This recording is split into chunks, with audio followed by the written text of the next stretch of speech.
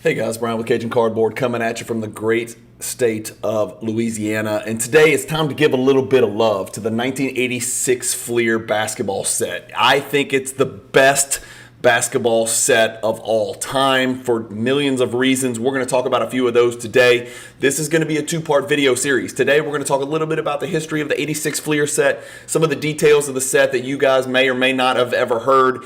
And then in episode 2 of this little two-part series, we're just going to talk about a bunch of the different ways you can spot fake Michael Jordan 1986 Fleer cards. So hope you enjoyed the video. Again, this is not every single thing for 1986 Fleer start to finish, but it is a neat little video with a nice PowerPoint presentation. I think you guys are going to enjoy it. Hope you enjoy it.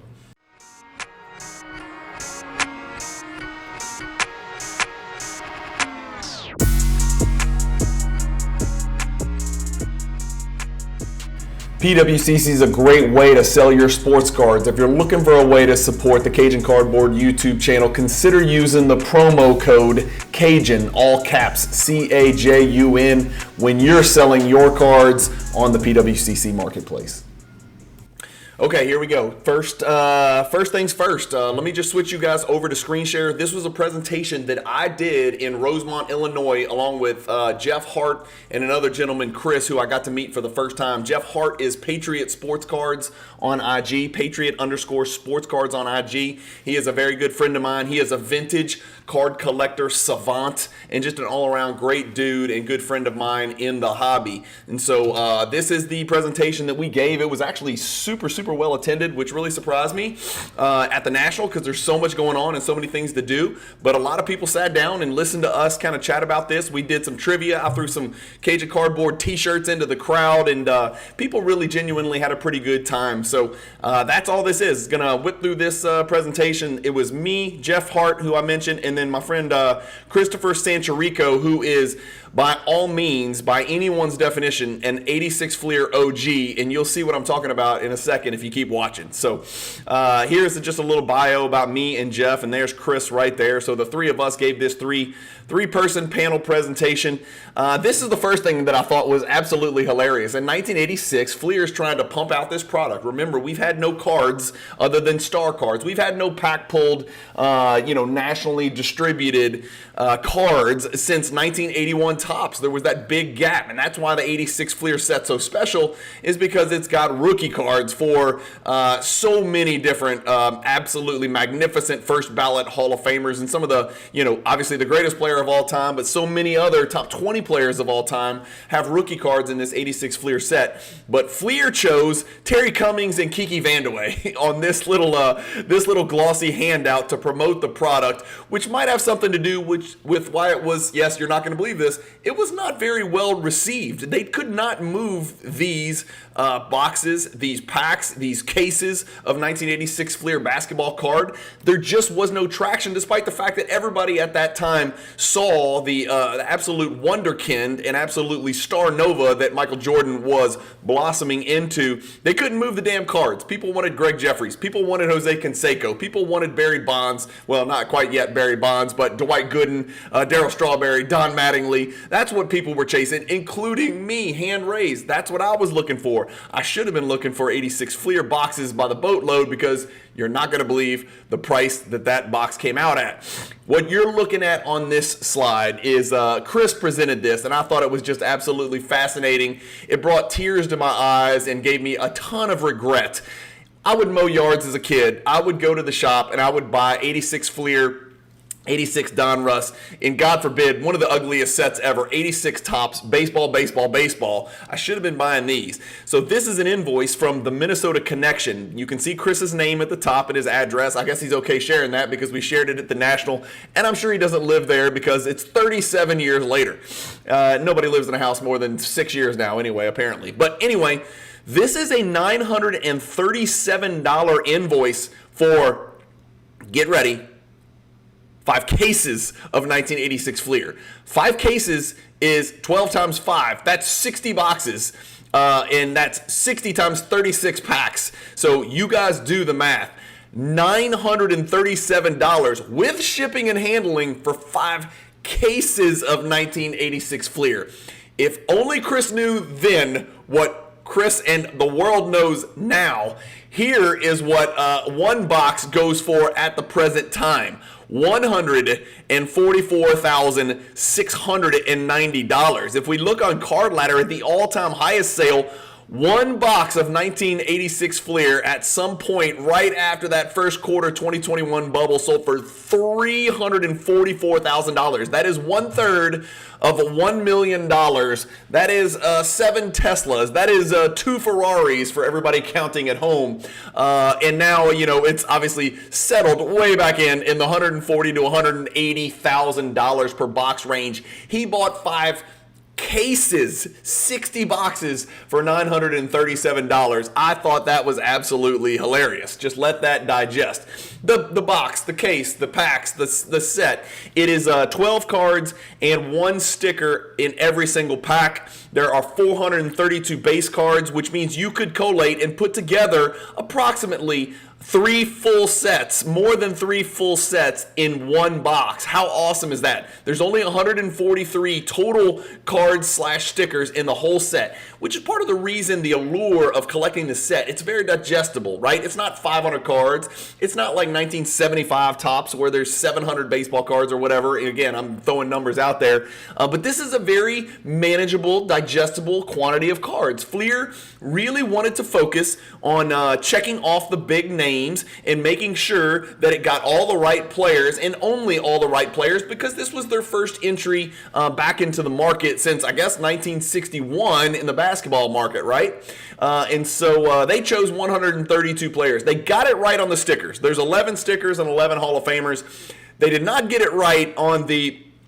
I say that, I think Adrian Dantley's a Hall of Famer. I probably need to check on that. I might have misquoted that. Somebody look that up. Is Adrian Dantley a Hall of Famer? I thought he was. Maybe he's not. But they got it right on the stickers. They got, let's just put it this way. They got 11 All-Stars, 11 absolute badasses. But on the cards, they left out John Stockton. Can you imagine if we added John Stockton's rookie card to the list of Worthy and Neek and Mullen and Ewing and Jordan and all of those folks, Barkley, I could go down and on and on and on, Drexler and Dumars, etc., etc. They forgot John Stockton. But anyway, that's why they made the set very digestible, 143 total. 132 base and 11 stickers. The original pack price is 40 cents. You can see it right there on those TGNY stickers. What is TGNY, Cajun? Well, TGNY is like Kmart. Cajun, I am 25 years old. What the hell is Kmart?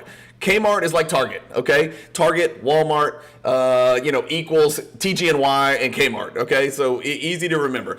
A pack today, PSA 8 graded, is $3,000, $2,500. Again, remember this video was done and this PowerPoint presentation was put together by the great Jeff Hart about 6 months ago, 4 months ago, something like that. So prices may have changed. In fact, on here you can see on Card Ladder boxes in July were about $110,000 each, and you can see the trend line down here showing that it was trending very much downward, but we just looked at the Card Ladder graph and you can see it's trending back upward. So here's where it was when Jeff put this together, but you can see 2 boxes have sold for $182 and $144 since then. Let me turn off the volume on this card, guys. I'm sorry. I'm on this phone.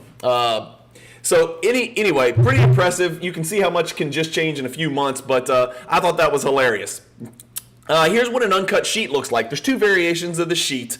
One is in numerical and alphabetical order. And then another one where the second half of the set is on the top, and that is the second variation of the sheet. The sticker sheets were real simple. These sheets are 11 across by 12 up to top to bottom. So 12 rows of 11 cards / stickers. The sticker sheet was real easy. It was just 12 times 11, 1 through 11, left to right. Simple, simple, simple. That's why the Kareem is so tough, because it's on the left edge of the sheet. The 1957, the card number 57, the Jordan, right? That's what carries this set. Again, would it be a great set without Jordan? Yeah. Would it be the greatest set of all time?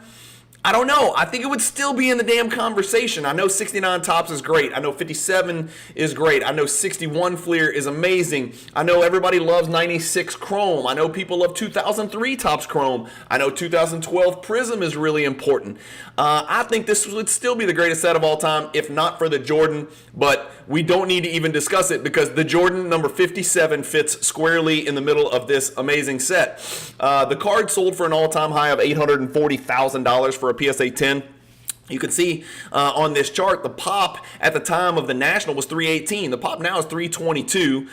The value of the card at the time of the National was about $162,000. If we look at the card now, let's scroll up here to PSA 10 on Handy Dandy Card Ladder, and we look at this. Let's try to go 3 months. That's basically since the National. Look at that. It sold over $200,000 4 times, and the last one sold for $192,000. So 7 consecutive times the card has sold for more than the card was worth at the time of the National. So to me, that indicates a card that's sort of trending upward after kind of finding its saturation point after an insane, inorganic, unsustainable spike in 2021 to an all-time high of $840,000. I am a person who ignored that, and I sat on the card as it rode through this spike. Would it have been nice to sell my PSA 10, which not to mention has a PWCC sticker, eye appeal sticker, for $840,000, and then be nice to buy back in and grab 4 of them, tomorrow? Yeah, I do kind of regret that, but as a collector, I was like, I don't care. I'm not getting rid of it. I don't want to have to go back and buy this again. So sad story. If I knew then what I know now, obviously I would have sold it at the peak and then bought a bunch back. But I digress. Pre-pandemic, before the COVID pandemic, in July of 2020, it was just a $40,000 card. And I'll let you guys in on a little secret. I bought mine for $40,500 on the nose, of course, pre-pandemic. So I'm sitting in a good place regardless. But as I said, it's one of the foundational pieces of my collection, so mine's not going anywhere. The PSA 10 2-year price chart, that's what it looks like. It got all the way down to $144, but as you can see, the PSA 10 has sold for an average of $196 over the last 3 months, and so it looks like that card has hit the bottom. It just needs to find itself into the hands of collectors worldwide. But you can see, again, I want to reiterate, not a rare card. This is how many have been graded just by PSA, 25,000. But we need to mention here, this is the pop report on Card Ladder, which is an amazing tool. The card's been graded about 40,000 times between PSA and BGS. How many of those do you guys think are cracking resubs? I don't know. There's a lot of conjecture around it. I know it's in the thousands. Would you crack and resub a card if you had a PSA 9 or 20 PSA 9s that looked like a PSA 10 when the difference in price was 16,000 versus 190? Or what about when it ran to 700, 800,000? Wouldn't you consider cracking a 9 and resubbing it, or at least sending it in for maybe a crossover if you had a BGS 9.5 that was worth 40,000 when there is a PSA 10 out there worth 700,000? So I think there's probably a hell of a lot of crack and resubs, and I have not heard very many success stories about this. You would think that if somebody cracked a 9 and subbed it and got a 10 back, you'd see something on Instagram here or there, but I never saw one. Let me know if you have. The other interesting thing is that there's 6 BGS 10s out there. Again, we don't know what that's worth. Card Ladder estimates $927,000. I don't know. Let me know in the comments. What do you guys think a BGS 10 would be worth? I have never seen a BGS 10 sale. Let me go back and see if we can search to see when the last BGS 10 sold. This is going to be really funny. I'm going to click all time. There you go. The last BGS 10 sold in 2015 for $94,000 in a private sale. Sold for $100,000 in 2011. Sold for $82,000 in 2009. Card Ladder today thinks it's worth, and this is tying it to the index with a low confidence meter. Card Ladder thinks it's worth about $927,000. I want to know what you guys think. Let me know in the comments what you think one of those 6 BGS 10s would sell for. Here's the deal. People always want to know, well, can't you tell if there's a Jordan in the pack? Sort of. 100%? No. But sort of, you can make a very educated guess. And the reason is these cards were inserted into packs in a specific sequence, but there are flips where the sequence changes throughout, okay? So we think we know what the next card's gonna be unless it's a flip where the order changes and starts going back the other direction. The sequence alternates between the top and bottom card of the sheet. And like I mentioned, many of the sheets where cards 67 through 132 were on the top, and then the other cards were on the bottom. And so the order is kind of coming at each other in different directions. As you can see down here in this yellow box, 55 Albert King, 124 Gus Williams, 56 Clark Kellogg. So the lower numbers are going up. 123 Buck Williams, the bigger numbers are coming down. And then if you get an Albert King, Gus Williams, Clark Kellogg, Buck Williams, you know what's coming. Yes, that's right. It's the big dog. So that's sort of a general way to sort of guess what the order of the cards are. That's the pack opening sequence that people talk about. You can't tell anything from the back. You got to tell it from the front, because from the back, the sticker was always the back card, which, as you guys know, means there are wax stains on the back of the stickers, which, as you know, is why the stickers have such a low population in PSA 10. For example, let's switch over here and let's add sticker to the search on Card Ladder, and you'll pull up the sticker, which is worth about $35,000, $36,000 today. You can see that the sticker at one point sold for $200,000. Again, I am sitting on a PSA 10 sticker, and I rode that out. Again, would be nice to be a millionaire. But as you can see, last one sold 36, one before that 37. But look at the pop report on the stickers. Remember, they're about as populated as the base card. You get a little over 3 stickers per box as well. If we hit the pop report, let's let it spin for a little bit, see if it pulls up. The pop report on the sticker, you're going to see, again, the gem percentage on the base was like a little over 1%, but that was 1% over the last 37 years. I think PSA standards, and I think most of you guys would agree, have heightened by magnitudes. So I don't think you're going to get 1 out of 100 graded PSA 10 on the base. Look at the gem rate on the stickers, 0.65%. A lot of that has to do with the stickers were always the back card on a pack, so the edges and the corners, specifically the corners, are touching the wax, which means they have a tendency to be bent at some point over time. And then most importantly, it leaves wax on the back. A lot of people back then didn't know how to take the wax off with pantyhose. So who knows how many of these 26,000 Michael Jordan Fleer sticker rookies. By the way, it's his first insert ever. The 86 Fleer sticker is Jordan's first ever insert. Something interesting to keep in mind, and we talked about that on the MJ Hierarchy project that you guys hopefully saw on the channel. If you haven't, go check out the playlist, Michael Jordan Hierarchy. It's a bevy of information if you're interested in collecting Michael Jordan cards and you somehow missed it and weren't in the hobby at the time. But a 0.65% gem rate is minuscule and preposterous. There's 123 PSA 10s out there, and that's why it's a $36,000 sticker. A lot of these stickers are on people's Trapper Keepers. Cajun, what the hell is a Trapper Keeper? I'm 30 years old. Trapper Keepers were little binders that we used to keep our spiral bound notebooks. Cajun, what's a spiral bound notebook? It's what we wrote our notes in class because computers didn't freaking exist when I was a kid. So that's kind of what that is. But here's a comparison between, I don't want to talk about that. The lowest pop PSA 10s in the set. That's a question that people often ask. Somebody will post a card, or you guys might see me doing one of these PWCC weekly recaps or a PWCC premiere recap, and I'll always check on the price of the Johnny Moore and the Jeff Malone and the Alvin Adams, and people will oftentimes comment, who the hell is Johnny Moore, and why in the hell did his card just sell for $25,000 or $40,000 or $70,000? And the answer is they are the lowest pop PSA 10 cards in this 1986 Fleer set. And there's a reason why they're the lowest pop. Either they're one of the cards in the yellow circle that's located on the outside, making them more susceptible to damage, or in the Johnny Moore's case, which is right here, it's this bottom one on this little triangle, it's got a print dot defect on the card. I'm not an expert on it, but I think that's the primary reason the Johnny Moore is so low. If you ask 100 people in the hobby who know about the 86 Fleer set, what's the lowest pop PSA 10 base card in the 132 card set? 99 of them are going to say Johnny Moore, but that is not correct. It is no longer Johnny Moore. It is actually Jeff Malone. There are interesting stories out there. A friend of mine, we'll call him West Coast Collector, once accumulated over 20 of the Johnny Moore PSA 10s, taking them out of circulation, which led to an extremely large spike in the value of the Johnny Moore PSA 10 up to, I believe it once sold for $90,000. This is what the PSA 10 value of the Johnny Moore and the Jeff Malone and the Alvin Adams was at the time that the PowerPoint presentation was put together in July.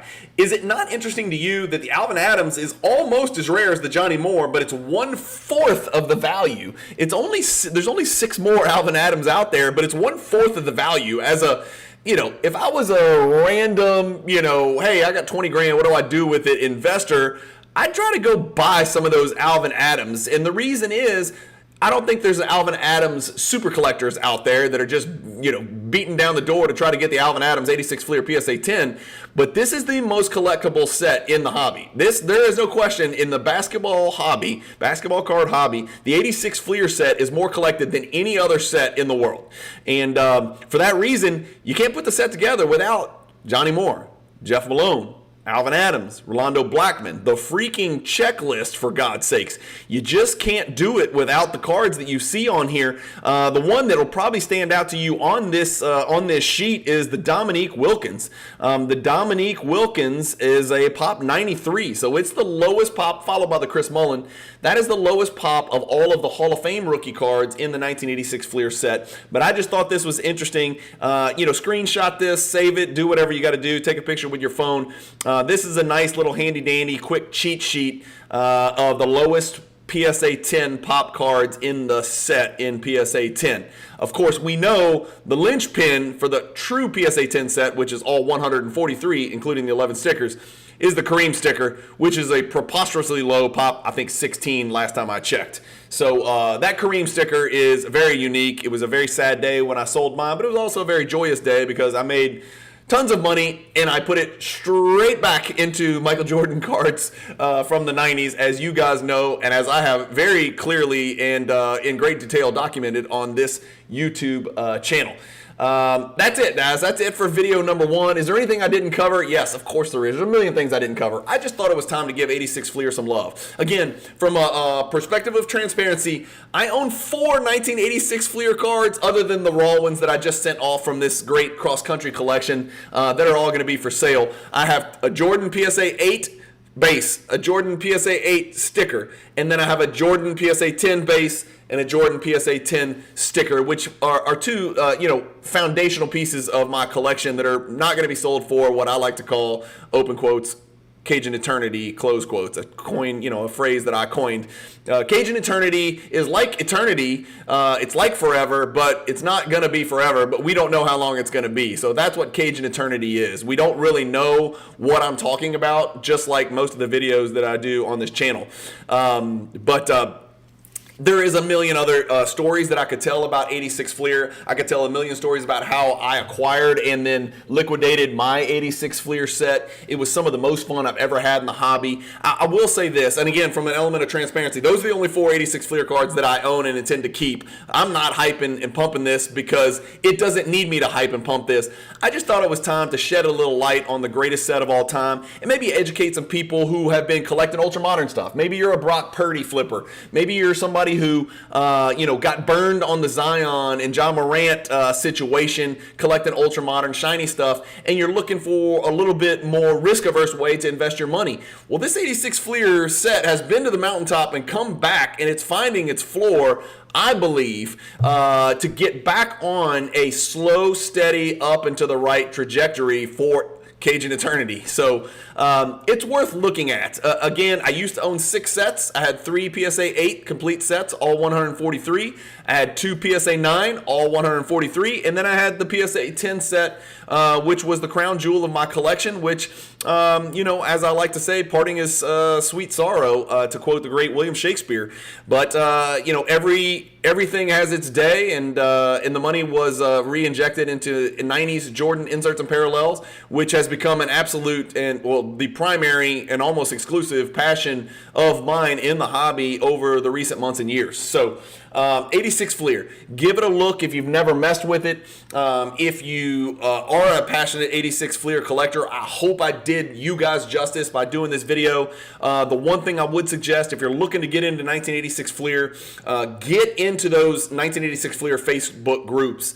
When I was in the middle of all of these set chases, it was indispensable. It was an education. It was enjoyable. There were some people that knew 500 million times more than me about the set. I asked a billion dumb questions, and they gave me a billion intelligent, polite responses. They're very patient with newbies who want to know and learn more about the set, because there's people out there where this is the primary focus of their collecting endeavors. This is the reason they're in the hobby, and I just wanted to shed a little light on that, give a little love to 86 Fleer. Again, I have no dog in this hunt.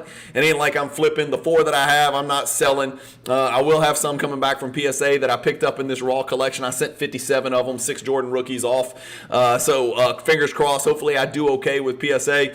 But those will all be for sale. So I'm not, again, this ain't a get rich quick scheme. And if anything doesn't need me to hype it, it's the 1986 Fleer basketball set. It does all the hyping itself. There's so many reasons to collect it and to pursue it and to be passionate about it that it doesn't need some Cajun dude from Louisiana to hype it anymore. But hopefully this was informative. Maybe you learned a couple things that you hadn't heard before, but I wanted to get this out there. Again, thank you to Jeff Hart for putting this PowerPoint presentation together, and thank you to Chris as well for sharing the invoice and some of his interesting thoughts and comments on the set as well. So thank you guys for watching. Stay tuned for part 2. Part 2 is going to be real clear. It's going to be a bunch of different ways to spot Michael Jordan fakes. I'll link you to some websites that are also helpful for that. I'm not the person, so don't ever message me asking if a card is real or fake, especially the 86 Fleer. I've only bought these 2 raw ones. Actually, I've bought 3 raw ones in my life, but I didn't do it without asking someone else if they were real or fake. So I'm going to show you the resources and the tools that those people use and that I've used in the past to identify a real or fake, but you're probably not going to get an affirmative or a negative response from me if you ever ask me whether an 86 Fleer raw Jordan is real or fake. But I'm going to do a little video and just share some of the resources that are out there so you guys can educate yourself and make good decisions when buying 86 Fleer Jordan card. So that'll be video number 2 coming up shortly. Thank you guys for watching as always. Hopefully you're having a blast in the hobby. Keep collecting. Stay positive in the hobby. Consider buying and selling on PWCC and using the promo code and the affiliate link that's in my YouTube description. And peace.